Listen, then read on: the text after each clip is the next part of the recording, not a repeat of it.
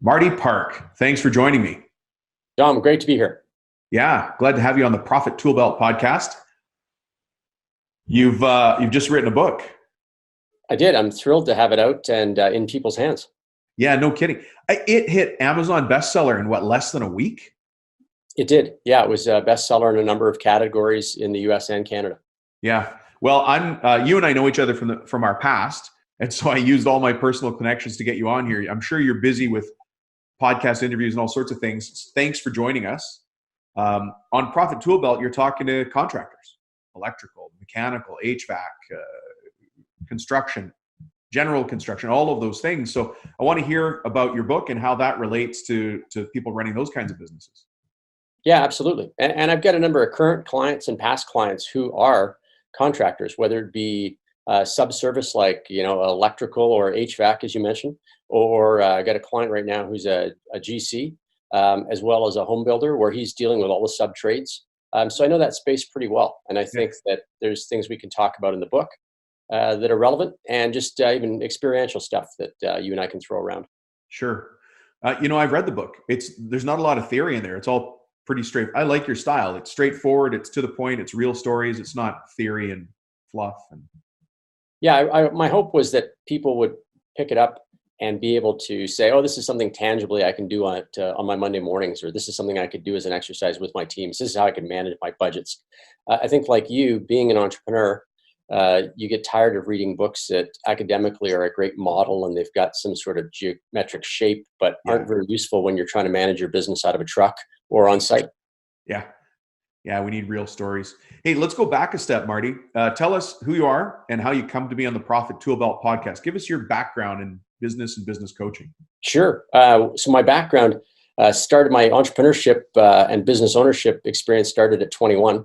I started a software company. I dropped out of university, thought I would be retired in about 6 months, like any 21-year-old entrepreneur. That obviously took a lot longer in terms of making that business go. But by the time I was, 23, we had 14 employees. Things were really starting to chug along. Since then, I've been in a lot of different industries, bars and restaurants, franchising, had a marketing agency. I was in the furniture business for a short stint. So I've had 13 companies in 6 different industries over the last now 26 years. Wow. And as I think you're aware, business coaching was a big portion of my sort of day job. I've always maintained my role as a coach or an advisor for a lot of companies. And so I've worked with probably 450 to 500 companies in addition to the ones I've run. So that gives me a pretty good insight and stories and ideas when I was writing the book, but also just in dealing with people and guys running a company. Yeah. Well, I met you because you were one of my first trainers. You trained me in business coaching in 1999. Wow. Turn of the century. That's right. I'm your fault. So you have been a mentor of mine for a long time. And like I say, I appreciate the fact that I was able to get you on the schedule here and have you on. It's really great to see a book. You've had a book in you for a while. Yeah, this was, I initiated it 7 years ago. Now I took a few years off when I had the boys. I've got 2 small boys, but yeah, I'd say it's a 3.5 year project. Yeah. Wow, that's great. So it's amazing that it took that long, but it also took all that time before that. It's not just writing the book when you decided you would suddenly put it down. You had to learn a bunch of stuff first. If I was a business owner and let's say I'm your classic trades guy, I've built the business on my own, or maybe I took it over from one of my parents, dad or mom, and I'm building it now. What are the typical challenges that you think I'd be seeing, and what can I do about it? Well, yeah, actually, that's one of the first ones that comes to mind, and I think you and me have heard this phrase. Most business owners have. You got to work on the business instead of in the business. And I think when you're a trade, and everybody intellectually gets that. Yeah, I understand. I should be off the tools, but that's a lot tougher said than done. But I think that is one of the things you have to be able to start to find space within your week. Even if it means starting a little earlier in the morning or finishing a little later at the day, where you can really focus on the business and not just on specific projects or jobs. I think it's one of the toughest things to do, but I've seen big gains from people that suddenly start to have that extra time space where they go, before I got the guys set on the job site on Monday, at least I had a little bit of time to plan out the week, think about things, and really that thinking time for the business tends to be the biggest holdback for guys in the trade and the contractor space. It is, I think that is the toughest part, because you make your money when you're on the tools and your guys are in the field. Well, that's just it. So let's talk about the problem of being on the tools from your perspective. You're a business coach. You've been one for a long time. When you've got a business owner who's on the tools, and that includes not just swinging the hammer or turning wrenches, but also could be doing the estimating. What kind of problems do business owners come to you with when you see that they've been on the tools? It's symptoms of that tend to be things. We start asking questions around the finances. Guys are behind on invoicing, don't know where they're at on a cost relative to their job estimate. They put it in the bid or the quote. They're on the job. You ask, you're 50% of the way. Are you still on budget? I don't know. I haven't had a chance to look at that. What are your hours like for the guys? I don't know. I haven't done that analysis. So there can be money leaking out of the business on jobs, but they haven't had time to go back and look. Cash is a problem because they're always trying to manage it, just hoping people will send in the checks. They haven't had a chance to put a process in place. You're stressing me out. Those, sometimes scheduling, boy, there's so many. You look at how long have you known this guy on the field is a problem? Oh, he's been a problem since we hired him. Why didn't you fire him? Well, I don't have the time to be able to, hire another guy. So I've just got to put up with whoever I've got in my crew.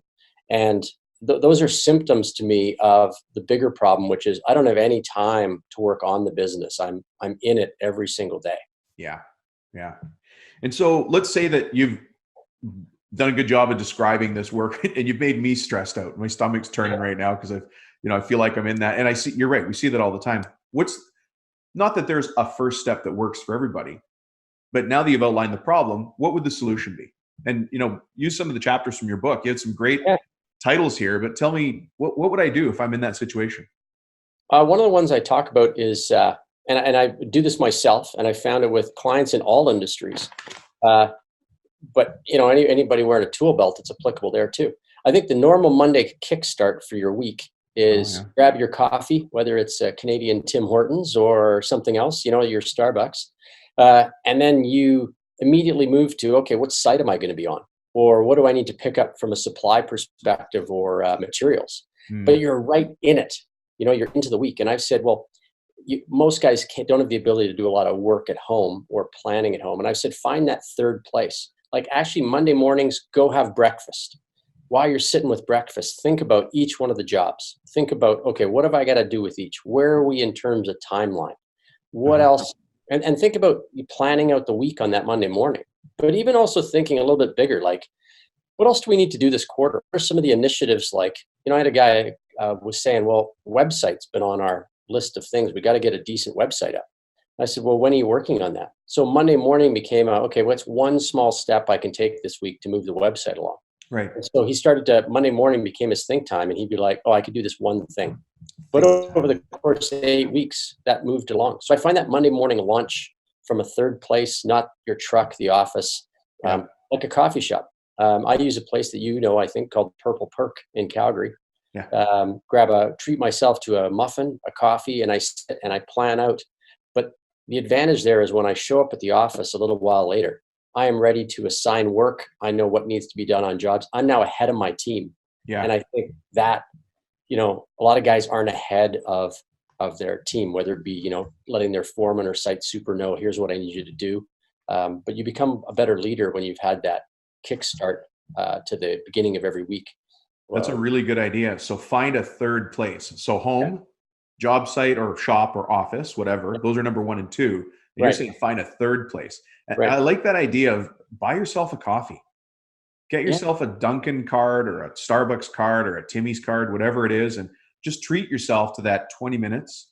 We're really only talking about 15 or 20 minutes. And for heaven's sake, you're the boss. You're allowed to be late and you were already working anyway. You're absolutely right. And it's amazing how if you just sit down with a coffee and give yourself that space and time, and then sort of softly say, okay, what do I need to do this week? With just a blank piece of paper or even a note in your phone, your mind starts to fire off all sorts of things that could be done, ideas. it's amazing your mindset's in that beginning of the week in a positive, proactive space. You know, you're not completely reactive to all the emergencies and things going on.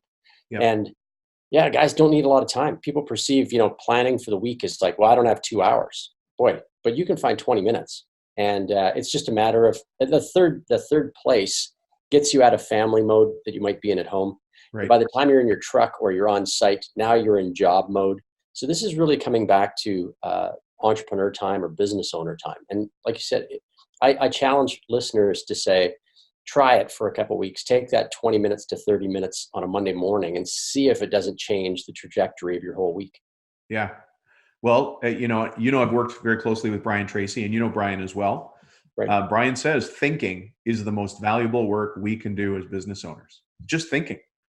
Just Absolutely. thinking. And that's what we get paid for. You think about a coach on a professional sports team. Imagine if your pro sports team took to the field with no coaching staff. How would Yeah, you feel? they couldn't even field the team, right? I mean, I would think that just the players trying to decide who's going on first and who's playing what role, and Yeah. be a bit Yeah. of a disaster. Never be able to do it. And so why are we doing that in business where we don't take a few minutes to think, be our own coach, and plan out the week, plan out the game? Well, the other and the trickle down effect of this, that I mean, I say to people, you have to start to do that as the owner. But the interesting thing is when you take that time, then you can start to say, this is the impact it's having on me. Now I'm going to have each one of my crew leads or my site supers start to do the same thing, where you can challenge them to say, hey, on Monday, what are you thinking about with the jobs you're overseeing? What are you thinking about? And by setting the example, it can trickle down through the organization to create a way better proactive approach to the week versus the typical firefighting mode that everybody runs into, that they're into by noon on Mondays, and it just Yeah. continues all the way through the week. You just said two things that took me off in a direction. You actually deal with it in the book too, but the way you said that question was you sit down and you think about the business for a bit, then you go to your guys and you ask them, what are you going to do this week? Right? That's getting the monkey off your back. Right. Yeah. Instead of being the hero. So it's just that kind of question. I call it going from babysitter to boss. That's a Right? great phrase. I Yeah. don't need to give you the answers. What do you already know what's going on the job site. What needs to change? Instead of me saying, I want you to do this, this, and this, these three things, and then report back to me. Well, now all I've done is create a guy who has to report back to me. Instead of saying, what do you need to do on the job site to make it do what we need? Yeah, ideally, I want them to be able to take that initiative. And really, that's how you start to know if you've got good people. When you can ask that question, what do you need to do this week in your job site for your guys? And they are able to start to come back with some great answers and execute that stuff. All you've got to say as the boss is, that sounds great. Let me know how I can support you. But yeah, that taking that monkey off your back or moving to boss.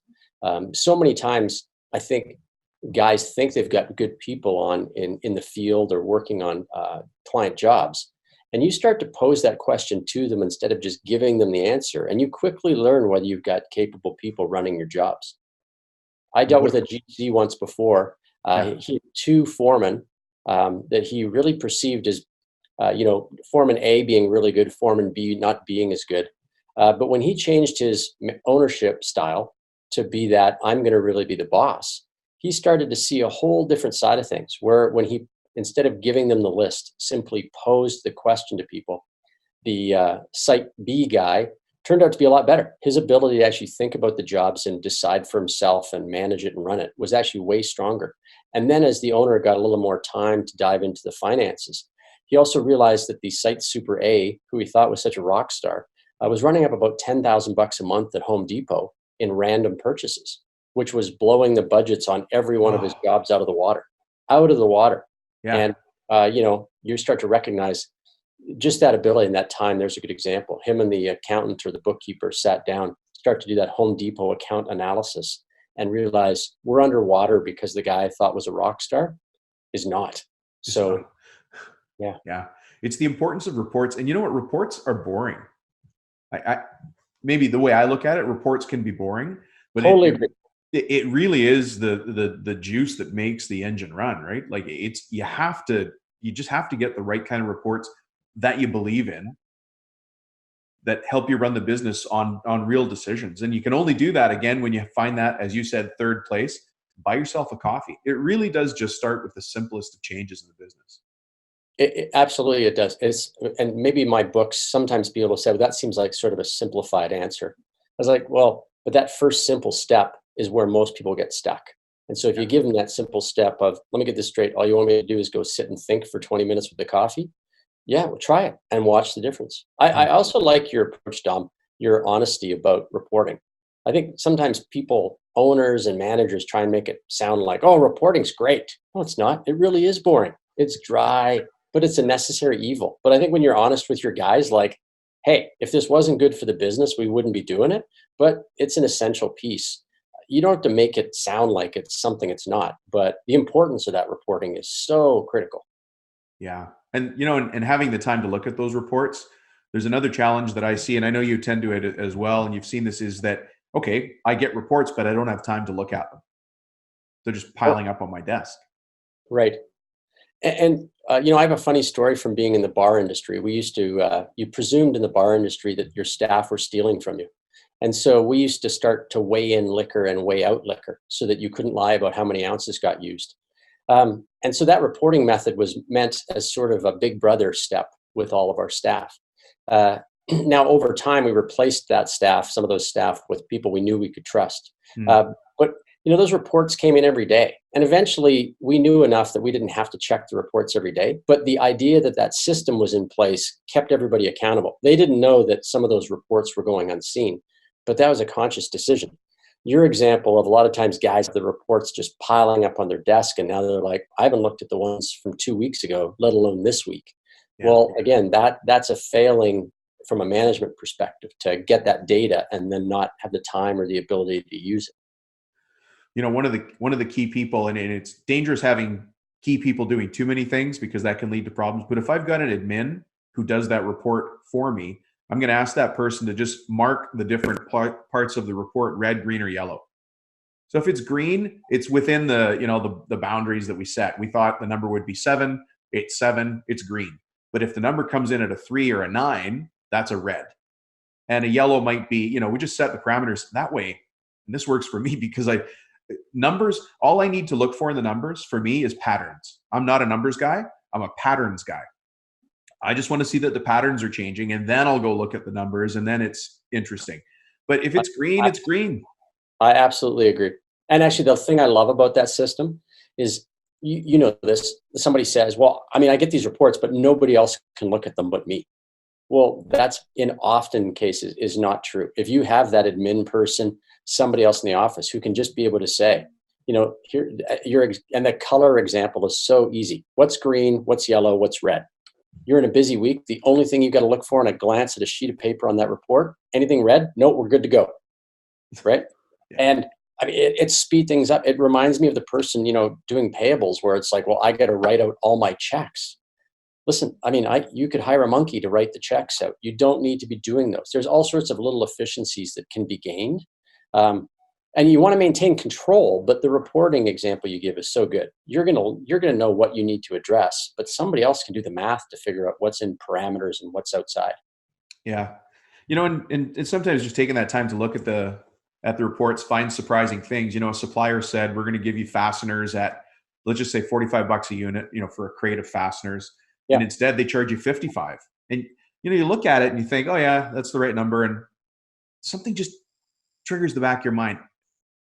Was it 45 or 55? And then you go back and check and realize the supplier, totally honest mistake.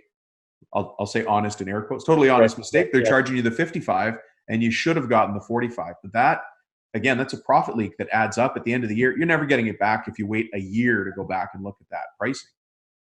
I've seen that exact same thing where when people start to be able to have that time to do analysis, and it's usually not the owner, he's able to assign it to somebody, but they find thousands of dollars of, again, mispriced, accidentally, sorry, at that volume, you should have got the discount. Hey, this number doesn't match what you quoted us. Just all sorts of errors because everybody's busy, but that busyness is a cash leak so often for your business. Yeah. I've got a story that makes me look bad. You want to hear it? Sure, love to. But it's an example of what you're talking about here is in one of the businesses I had in the past, we had to ship out a lot of product by direct, just mail, just postage. And so we had a young lady who was in charge of postage, And one day I said, well, I'm going to start taking all my key people for lunch or coffee and just have a coffee or lunch, talk to them. And at the very end of that meeting, I'll say, is there anything that we're missing in the company that we should be dealing with? And so I think for her, it was a coffee. We just went next door and had a simple coffee at a cafe and ended with the same question. And she goes, well, you guys never listen to me. And I thought, what do you mean? She goes, well, we're supposed to be getting credits back from the post office for late shipments. I'm like, okay, well, how much can that come to? And she goes, well, it's $6,000 a month. Because we were sending a lot of packages. This was the mail order company that I used to have. And the first thing that flashed through my mind is, we only pay this girl $5,000 a month. Right. She's So just found a leak that covers her entire salary. Her entire salary plus $1,000. Right. Plus $1,000. And all we had to do was actually listen to her. She was trying to do her job better, and I wasn't letting her. So we made that change right away. I had, funny you say that about mail. As you know, with the book just coming out, we've been sending a lot of them out. And I sent one the other day. It was about $10 postage. We sent one the following day. My assistant happened, and I just happened to glance at the receipt, and it was $20 instead of 10. And the difference was a little handwritten card we put in it, but it moved it over from one threshold of cost to the next threshold and literally doubled the price. Well, without having caught that, it double our postage costs on all of it. And so it doesn't sound like much, but as you know, running a really profitable business is those dollars and cents. It's sort of death by 1,000 cuts. The fasteners are a little bit overpriced. Postage is running high. Inventory values these things add up, and the ability for the owner to recognize there's as much profit hidden in that good management as there is guys working on site. You got to balance those two.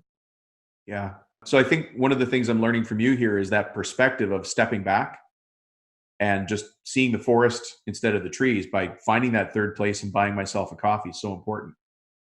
Yeah, actually, and sometimes it's easy to sound like you're really smart in somebody else's business. I think that the same way both of us have had coaches and advisors for us or mentors, you always need somebody else to have that perspective. If you and I went out and became a contractor, you and I, let's say we bought an HVAC company tomorrow.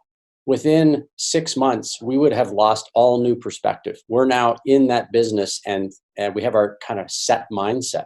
Yeah. To pull somebody back out and give us new perspective, you need somebody who's a little removed from the day-to-day. As much as I admire somebody who can frame a house, that skill set isn't going to help them run a business. And so the skill set of running a business is as critical as the skill set of the guys who are actually doing the end product. Yeah. It's funny, as you say that, I could see myself 6 months later running that HVAC company or pest control, whatever the company was, and turning to you and saying, Marty, you just don't understand. Which I've heard so many times from clients, like, Dom, you don't understand. It has to be this way. Step back for a second. Does it have to be that way? Well, and I think it's easy to be academic about it. And what I mean is to suggest, Dom, there's this balance of working in the business and on the business. I'm not saying that those things are always easy. Business is a challenging thing. But you can have fun with that challenge. I think the idea, though, and this, you've worked with people all over the world. I've had clients all over the world. Everybody believes that their town is different, that their country is different, that, their industry is different, their economy based on where they're at, economy's up or down, is different.